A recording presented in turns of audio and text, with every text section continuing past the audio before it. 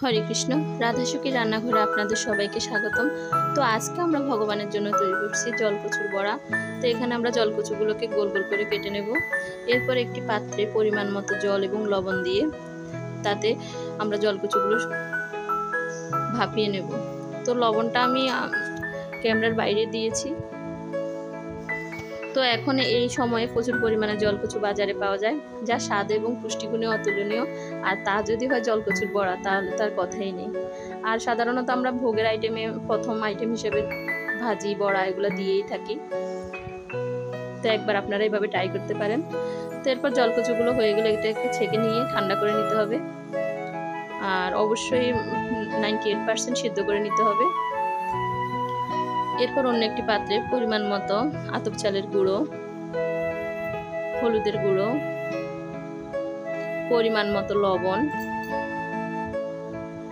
ও পরিমাণ মতো জল দিয়ে বাটার গুলে নিতে হবে। আর এখানে বাটারটা কিন্তু বেশি পাতলা করলে হবে না, কারণ না হলে জলকচুর গায়ে বাটারটি লাগবে না। একটু ঘন করে বাটারটি গুলতে হবে। তো এখানে একটু মরিচের গুঁড়ো ব্যবহার করতে হবে। আমি প্রথমে ভুলে গেছি, এরপরে দিয়ে দিয়েছি। তো চাইলে আপনারা এখানে জিরার গুঁড়ো কিংবা হিং এগুলো ইউজ করতে পারেন, কিন্তু আমার থেকে মনে হচ্ছে এইভাবেই ভালো লাগে, তাহলে জলকচুর ভালো ফ্লেভারটা পাওয়া যায়। এরপর অন্য একটি কড়াইতে সাদা তেল পরিমাণ মতো দিয়ে হালকা তাপে ভাজতে হবে। তো জলকচুগুলো ভালোভাবে বাটার লাগিয়ে তেলে দিয়ে দিতে হবে সাবধানতার সহিত, যাতে কোনোভাবে তেল না ছিটে। আর বাটারগুলো খুব ভালোভাবে লাগাতে হবে, যেন দুই পিঠেই ভালোভাবে বাটারগুলো লাগে।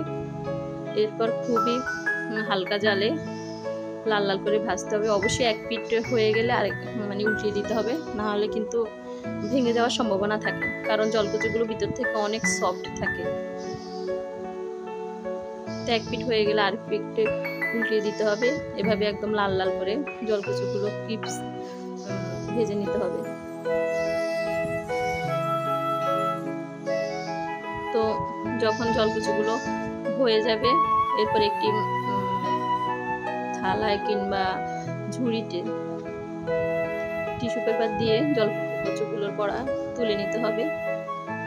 তো টিস্যু পেপার দেওয়ার কারণ হচ্ছে, যারা হয়তোবা তেলটা আপনারা কম পছন্দ করেন তাদের জন্য টিস্যু পেপারের তেলটা চুষে নেবে। এরপর আপনি একটি পাত্রে সুন্দর করে সাজিয়ে অন্ন সহিত ভগবানকে অর্পণ করুন।